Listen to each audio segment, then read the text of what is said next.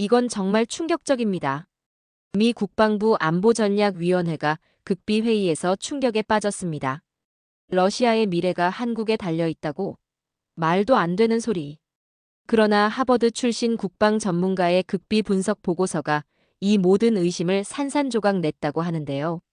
러시아가 의도적으로 무시해온 한국의 숨겨진 힘, 그리고 전쟁의 후폭풍 속에서 러시아가 내린 믿을 수 없는 결단까지. 이 모든 것이 밝혀지는 순간 동북아 국제 질서는 완전히 뒤집혀 버렸습니다. 도대체 무슨 일이 일어난 걸까요? 충격적인 이야기 지금 시작합니다. 딱 1초만요. 좋아요와 구독 꾹 부탁드립니다. 차가운 공기가 감도는 미 동부의 싱크탱크 사무실. 창문 너머로 눈이 내리기 시작했습니다. 저는 올해 62세로 하버드 정부학과 출신 국방안보 전문가인 데이비드 콜맨입니다. 미 국방부 자문역을 지냈고 현재는 민간 싱크탱크에서 러시아와 동북아시아 정세 연구를 담당하고 있죠. 특히 냉전 말기부터 소련 연구를 해왔기에 러시아 내부 사정과 동북아 정세에 관해서는 자부심을 갖고 있습니다. 모니터 앞에 앉아 러시아 우크라이나 전쟁 데이터를 분석하며 내일 있을 프레젠테이션 자료를 마무리하고 있었죠. 벌써 3년째 접어든 러우 전쟁은 예상했던 것보다 훨씬 길어졌고 그 여파는 전 세계로 퍼져나가고 있습니다. 모니터 화면에는 전쟁 발발 이후 급격히 하락한 러시아 경제 지표가 붉은색 그래프로 선명하게 나타나 있었죠. 30여 년 전 냉전 말기의 소련이 해체되는 그 역사적 순간을 직접 연구하던 그때 저의 모습이 떠올랐습니다. 하버드 정부학과 대학원생으로서 소련의 붕괴 과정을 지켜보며 동북아 정세 변화를 분석했던 기억이 여전히 생생했죠. 데이비드, 프레젠테이션 자료 준비됐나? 책상 위 전화기가 울렸고 팀장의 목소리였죠. 네, 거의 다 됐습니다. 마지막 경제 지표만 업데이트하면 됩니다. 전화를 끊고 다시 모니터 앞에 앉았죠. 러시아 우크라이나 전황 지도를 띄우고 최신 경제 지표를 정리하는 작업이 급했죠. 특히 이번 발표에서 강조할 부분은 러시아의 진짜 위기가 어디에 있는지, 그리고 그들이 앞으로 어떤 파트너와 손을 잡아야 할지에 대한 분석이었습니다. 러시아가 전쟁 이후를 대비하려면 누구와 협력해야 할까? 이 질문의 답을 찾는 것이 제가 지금 하고 있는 연구의 핵심이죠. 프레젠테이션 자료에 마지막 슬라이드를 추가하면서 냉전 시대의 러시아와 지금의 러시아를 비교하는 내용을 넣었습니다. 우리 세대는 냉전 시대를 직접 경험했기에 그때와 지금의 러시아를 비교하면 현재 상황의 심각성을 더 깊이 이해할 수 있으리라 생각했죠. 3년째 이어진 러시아 우크라이나 전쟁으로 러시아 경제는 루블 가치가 전쟁 전보다 27% 추락했고 국채 수익률도 17%를 넘는 사실상 신용위기 수준에 도달했습니다. 전쟁이 장기화되면서 서방의 제재는 더욱 강화되었고 러시아 경제는 심각한 위기에 직면해 있었죠. 문제는 러시아가 이렇게 고립된 상황에서 어느 국가와 협력해야 전쟁 이후를 대비할 수 있느냐였습니다. 다음 날 아침 연구실에서 최신 전황 자료를 살펴보고 있었죠. 제가 맡은 임무는 러시아 우크라이나 전쟁의 장기적 영향을 분석하는 것이었기에 모니터 화면에는 우크라이나 동부 지역의 처참한 전쟁 현장 사진들이 펼쳐져 있었습니다. 무너진 건물들, 파괴된 도로와 다리, 그리고 폐허가 된 마을들의 모습이 선명했죠. 이런 참상이 벌써 3년째 계속되고 있군요. 동료 연구원 마이클이 옆에 와서 말했습니다. 그의 목소리에는 지친 기색이 역력했죠. 맞아요. 전쟁 이후 재건 비용은 상상을 초월할 것 같아요. 이제는 누가 그 비용을 감당할지가 더 큰 문제죠. 모니터 화면을 클릭하자 러시아 내부 뉴스 영상이 나타났습니다. 모스크바의 일상을 담은 화면에는 물가 급등으로 혼란스러운 시장 모습, 상점 앞에 길게 늘어선 사람들의 행렬이 보였고 또 다른 영상에서는 일자리를 잃은 사람들이 거리에서 시위하는 모습도 볼 수 있었습니다. 러시아 내부의 경제 상황도 심각한 수준에 이르렀군요. 마이클의 말에 고개를 끄덕였습니다. 제재가 강화될수록 러시아의 일반 시민들이 더 고통받고 있죠. 하지만 이것은 시작에 불과합니다. 전쟁이 끝난 후에는 더 큰 문제가 기다리고 있죠. 제 생각엔 전쟁 이후 재건 문제야말로 러시아가 직면할 가장 큰 도전이었습니다. 점령한 우크라이나 지역을 재건하는 비용뿐만 아니라 오랜 전쟁으로 노후화된 러시아 본토의 인프라까지 정비해야 하는 상황이었기 때문이죠. 프린터에서 막 출력된 보고서를 집어들었습니다. 러시아 경제 분석 전문가들이 추산한 전후 재건 비용은 천문학적인 숫자였죠. 마치 러시아의 차가운 겨울처럼 연구실 창문 너머로 눈이 계속 내리고 있었습니다. 하지만 더 큰 문제는 이 겨울이 끝날 기미가 보이지 않는다는 점이었죠.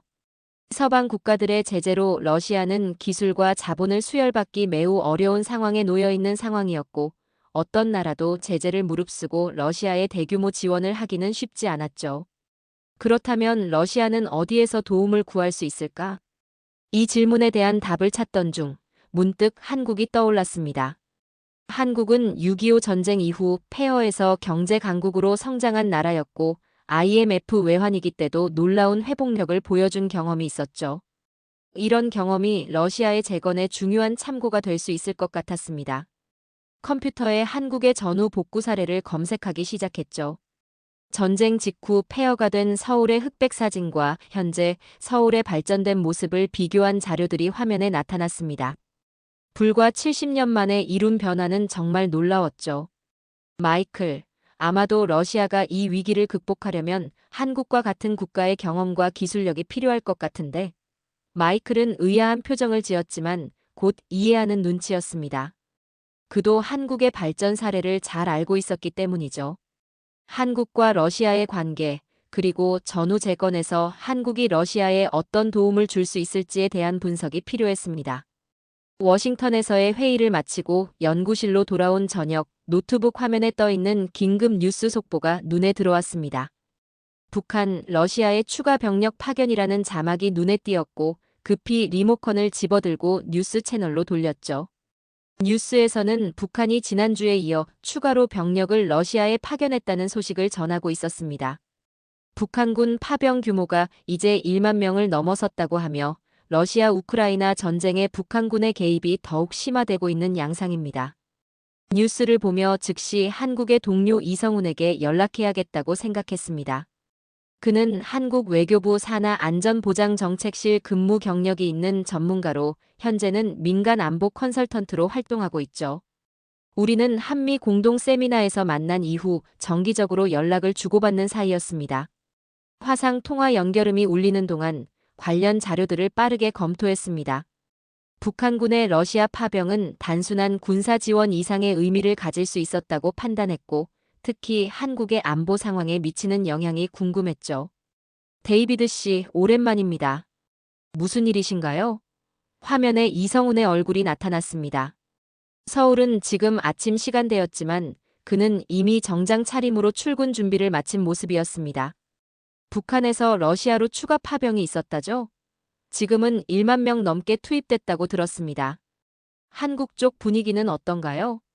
이성훈은 잠시 생각에 잠기는 듯 했다가 표정을 굳힌 채 대답했습니다.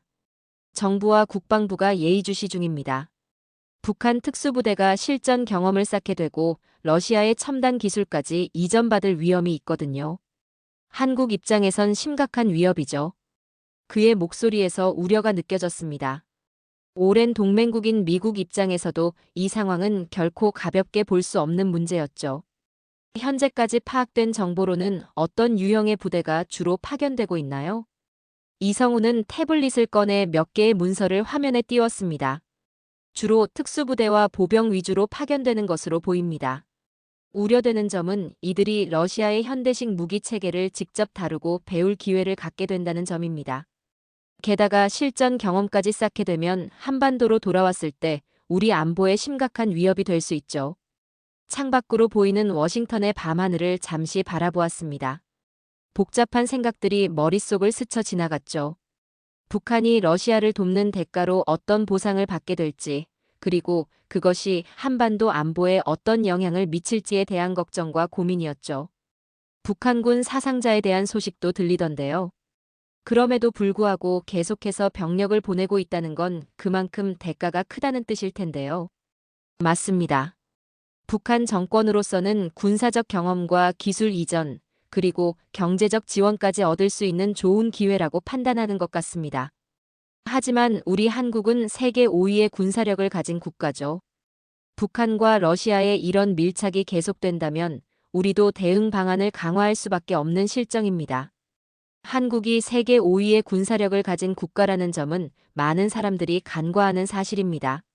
글로벌 파이어파워 지수에 따르면 한국은 결코 가볍게 볼 수 없는 강력한 군사력을 보유하고 있죠. 최근 러시아가 북한에 어떤 형태의 기술 이전을 약속했다는 정보가 있나요?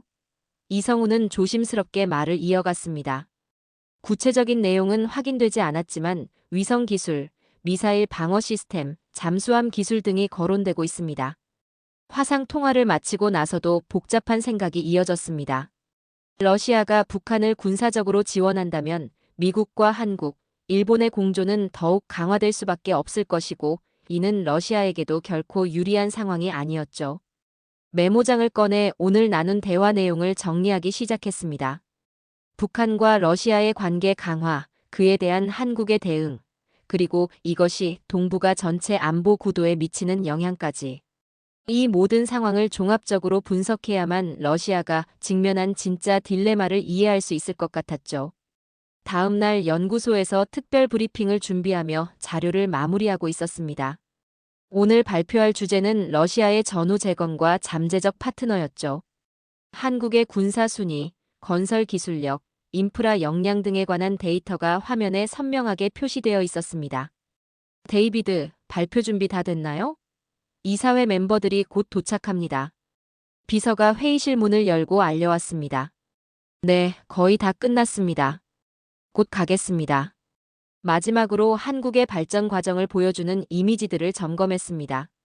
1960년대 가난했던 한국의 모습, 1970년대부터 1980년대 중동 건설 현장에서 일하는 한국 근로자들, IMF 외환위기 극복 과정, 그리고 현재 세계적인 위상을 갖춘 한국의 모습까지 시간순으로 정리된 자료였죠. 회의실에 들어서자 이미 많은 사람들이 자리에 앉아 있었습니다. 미 국방부 관계자, 외교 전문가, 그리고 몇몇 의회 보좌관들까지 참석한 중요한 자리였죠. 오늘은 러시아가 직면한 전후 과제와 그들이 잠재적으로 협력할 수 있는 파트너에 대해 이야기하겠습니다. 특히 한국이 왜 러시아의 최적 파트너가 될 수 있는지에 대해 분석해 보았습니다. 첫 번째 슬라이드에는 러시아의 현재 상황이 요약되어 있었습니다. 서방의 제재, 악화된 경제 상황, 그리고 막대한 전후 재건 비용 등이 주요 내용이었죠. 러시아가 이 위기를 극복하기 위해서는 신뢰할 수 있는 파트너가 필요합니다. 그러나 선택지가 많지 않죠. 두 번째 슬라이드로 넘어가며 러시아의 잠재적 파트너들을 분석했습니다. 중국은 가장 먼저 떠오르는 선택이지만 러시아는 중국과의 관계에서 지나친 의존도를 경계하고 있는 상황입니다. 인도는 중립적 외교 정책을 고수하기 때문에 전폭적인 지원을 기대하기 어렵고 일본과는 영토 분쟁이 해결되지 않은 상태죠. 회의장 내 참석자들 모두 조용히 집중하는 모습이 느껴졌습니다. 다음 슬라이드로 넘어가며 본격적으로 한국에 대한 이야기를 시작했죠. 반면 한국은 러시아와 영토 갈등이 없고 이미 전 세계적으로 인정받은 제조, 건설, 군사 역량을 두루 갖추고 있습니다. 또한 한국은 현재 세계 5위의 군사력을 보유하고 있습니다. 이는 결코 가볍게 볼 수 없는 수준이며 특히 자체 개발한 첨단 무기 체계와 방산 기술은 세계적으로 인정받고 있죠. 다음으로 한국의 건설 및 인프라 역량에 대한 슬라이드를 보여주었습니다. 한국은 1970년대, 1980년대부터 중동 건설 시장에서 두각을 나타내며 극한의 환경에서도 고품질 건설 사업을 수행해 온 경험이 있죠. 이는 전쟁으로 파괴된 인프라를 재건해야 하는 러시아에게 매우 중요한 역량이며 이러한 회복력과 위기 관리 노하우는 현재 러시아가 절실히 필요로 하는 것이기도 합니다. 참석자 중 한 명이 질문을 던졌습니다. 그렇다면 러시아가 한국과 협력하는 것을 가로막는 장애물은 무엇입니까? 가장 큰 장애물은 러시아와 북한의 협력 관계입니다. 한국 입장에서는 러시아가 북한에 군사적 지원을 제공하는 것이 심각한 안보 위협으로 다가오는 상황이죠. 발표를 마치자 여러 질문이 쏟아졌습니다. 특히 북한과 러시아의 관계가 한국과 러시아의 협력에 어떤 영향을 미칠지에 대한 관심이 높았죠. 북한과의 관계 때문에 러시아가 한국과의 협력 기회를 놓친다면 그것은 장기적으로 러시아에게 큰 손실이 될 것입니다. 한국의 기술력과 경제력, 그리고 전후 재건 경험은 러시아에게 매우 필요한 가치이자 자산이기 때문이죠. 회의가 끝난 후 연구실로 돌아오는 길에 생각했습니다. 국제관계는 결국 감정이나 이념보다 실질적인 이익이 더 중요한 경우가 많죠. 러시아도 결국 현실을 직시하면 한국을 러시아의 전후 재건에 있어 핵심적인 파트너로 삼을 가능성이 높아 보였습니다.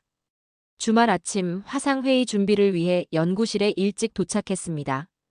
이성훈과 함께 러시아와 한국 간의 경제적 상호 보완성에 대해 논의하기로 했죠. 사실 한국과 러시아의 경제 협력은 이미 오랜 역사가 있죠.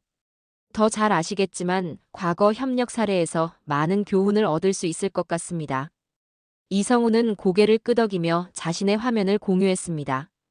그의 화면에는 1990년대 초 한국과 러시아 간 경제 협력 자료가 펼쳐져 있었죠.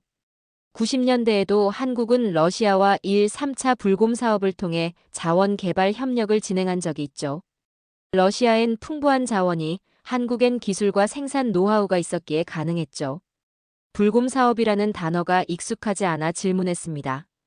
불곰 사업이 정확히 어떤 내용이었는지 좀 더 설명해 주실 수 있을까요? 불곰 사업은 소련 붕괴 직후인 1990년대 초 한국의 자본과 기술을 러시아의 천연자원과 교환하려 했던 협력 사업이었습니다. 시베리아의 천연가스, 석유, 석탄 등을 개발하는 프로젝트였죠. 비록 당시 러시아의 불안정한 정치 상황과 법적 체계 미비로 완전한 성공을 거두지는 못했지만 양국 간 경제 협력의 가능성을 보여준 중요한 사례였습니다. 그렇다면 지금의 상황에서는 어떤 형태의 협력이 가능할까요? 서방의 제재가 있는 상황에서도 가능한 협력 모델이 있을까요? 이성훈은 잠시 생각에 잠긴 듯 했습니다. 제재는 분명 큰 장애물입니다. 하지만 러시아가 전쟁을 종료하고 우크라이나와의 평화 협상에 진전을 보인다면 단계적으로 제재가 완화될 가능성도 있죠. 그때를 대비한 협력 모델을 지금부터 구상해 볼 필요가 있습니다. 이성훈의 화면에 러시아 극동 지역 개발 프로젝트 자료가 나타났습니다. 이런 형태의 협력이 가능할 것 같습니다.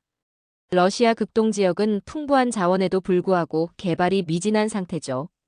한국은 이 지역에서 자원 개발과 인프라 건설에 참여하고 러시아는 안정적인 에너지 공급과 함께 한국의 기술 이전을 받는 방식으로 진행하는 거죠.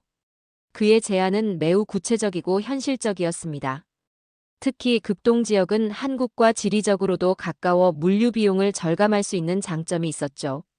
경제적으로도 러시아가 한국을 완전히 무시하기란 불가능하군요. 전후 재건에는 한국 건설기업의 참여가 꼭 필요하고 에너지는 러시아가 공급할 수 있고 상호 윈윈이네요. 이성훈은 고개를 끄덕였습니다. 그렇습니다. 한국은 세계적인 건설 강국이자 첨단 제조업 강국입니다. 특히 우리 건설사들은 중동에서 극한의 환경 속에서도 품질 높은 인프라를 구축한 경험이 있죠. 이런 역량은 전쟁으로 황폐해진 지역을 재건하는 데 큰 도움이 될 겁니다. 화면에 한국의 주요 건설사들이 해외에서 완성한 프로젝트 사례들이 차례로 나타났습니다. 사우디아라비아의 초고층 빌딩, UAE의 원자력 발전소, 중앙아시아의 석유화학 단지 등 다양한 프로젝트가 인상적이었죠. 양국 간 교역은 전쟁 이전에도 상당한 규모였습니다. 한국은 러시아에서 원유, 천연가스, 석탄 등을 수입하고 자동차, 전자제품, 기계류 등을 수출했죠.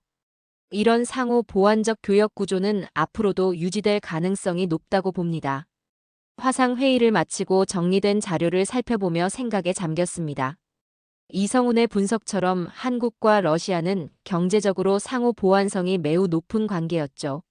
한쪽에는 풍부한 자원이, 다른 쪽에는 뛰어난 기술력이 있으니 이런 관계가 정치적 장애물을 넘어 발전할 수 있다면 양국 모두에게 큰 이익이 될 것이라는 확신이 들었습니다. 국제관계는 때로 복잡하고 예측하기 어렵지만 결국 상호 이익이라는 원칙은 변하지 않죠.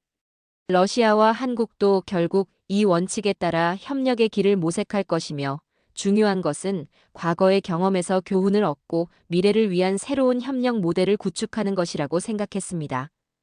다음 날 연구소 서가에서 오래된 자료들을 찾아보던 중이었습니다. 책상 위에는 서울의 과거와 현재를 비교한 사진들이 펼쳐져 있었죠. 그때 연구실 전화가 울렸습니다. 이성훈의 목소리가 들려왔죠. 데이비드 씨, 오늘도 통화 가능할까요? 제가 재미있는 자료를 발견했습니다. 잠시 후 화상 통화가 연결되고 이성훈은 자신의 태블릿으로 몇 장의 사진을 보여주었죠. 이건 제 아버지가 1970년대에 사우디아라비아 건설 현장에서 일하실 때의 사진입니다. 당시 한국은 전쟁의 폐허에서 막 벗어나 경제 발전을 시작하던 시기였죠.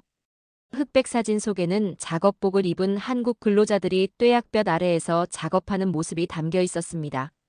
그들의 표정은 힘들지만 결연해 보였죠. 그 시절 한국 근로자들의 헌신이 오늘날 한국의 경제적 기반을 다지는데 큰 역할을 했다고 들었습니다. 이성훈은 고개를 끄덕였습니다. 맞습니다. 우리 부모님 세대는 정말 어려운 환경에서도 포기하지 않고 일해오셨죠.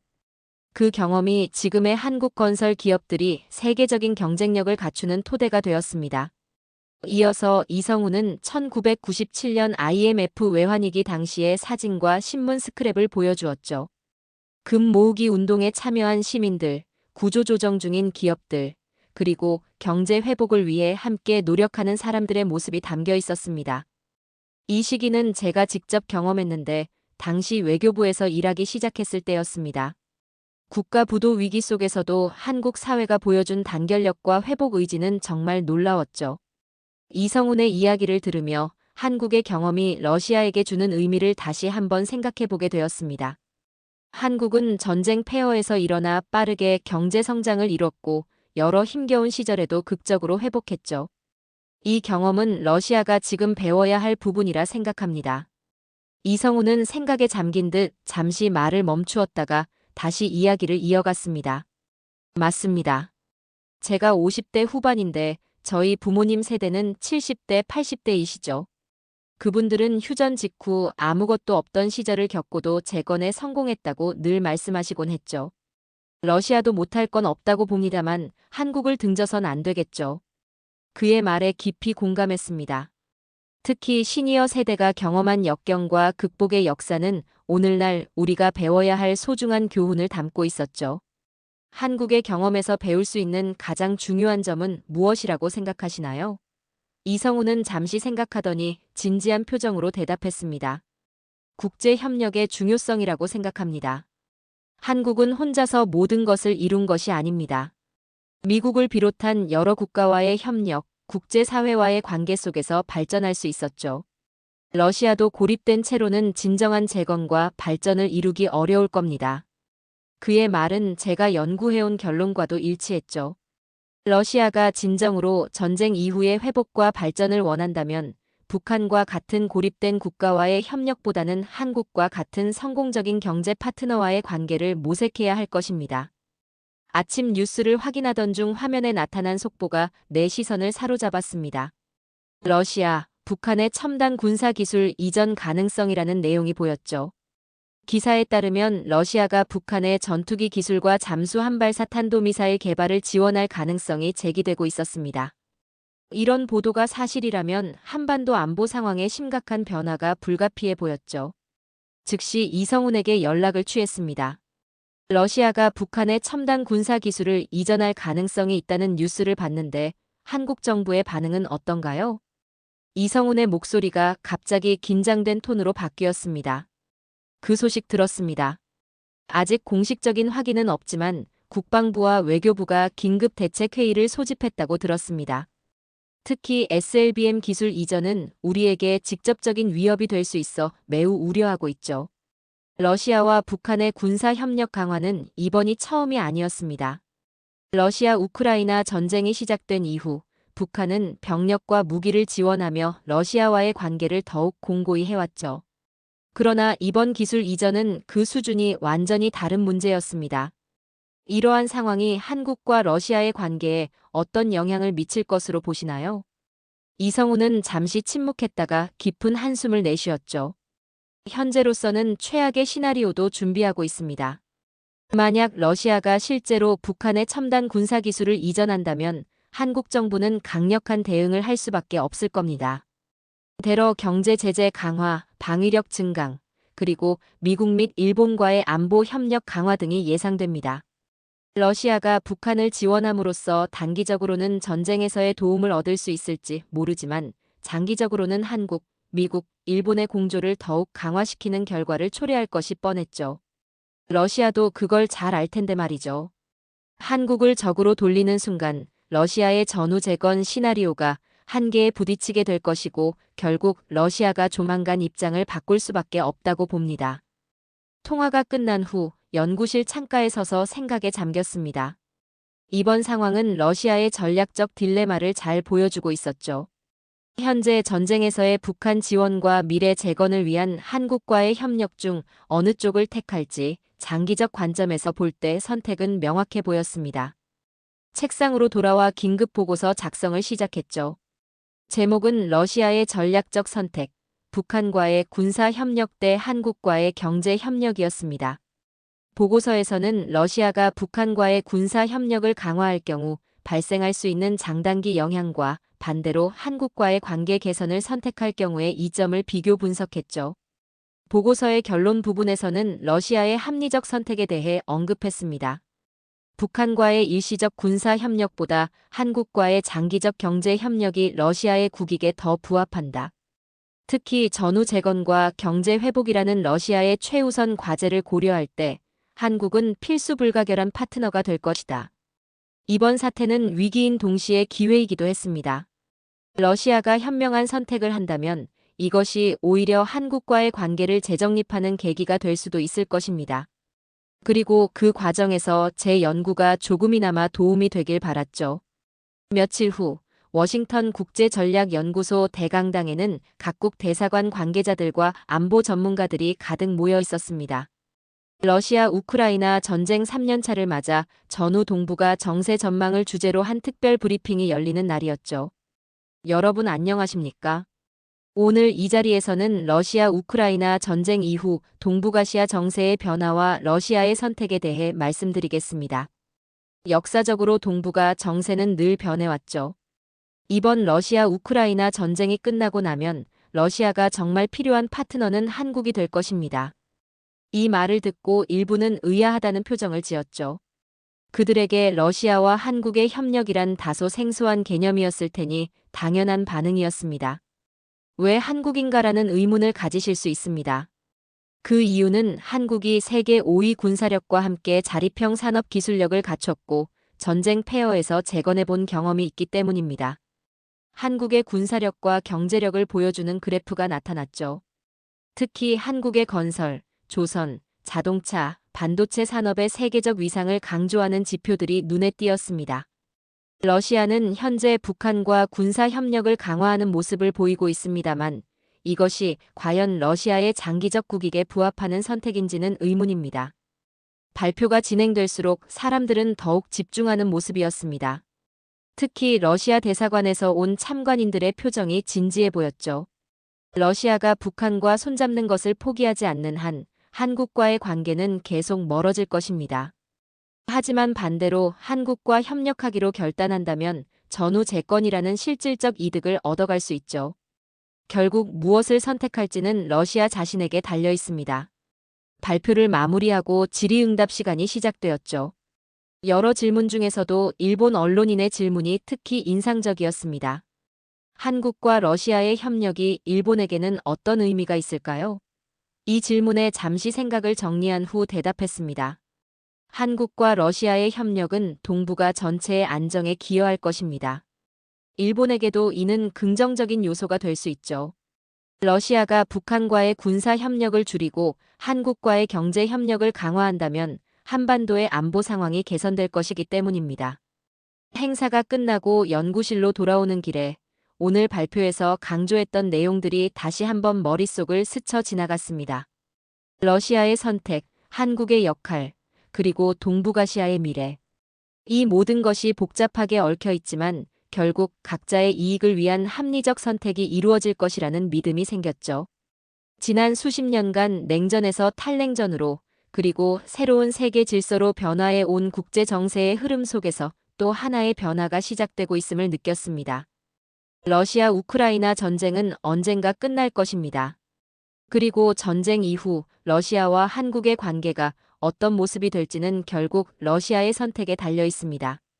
부디 그들이 현명한 결정을 내리길 바랄 뿐이죠.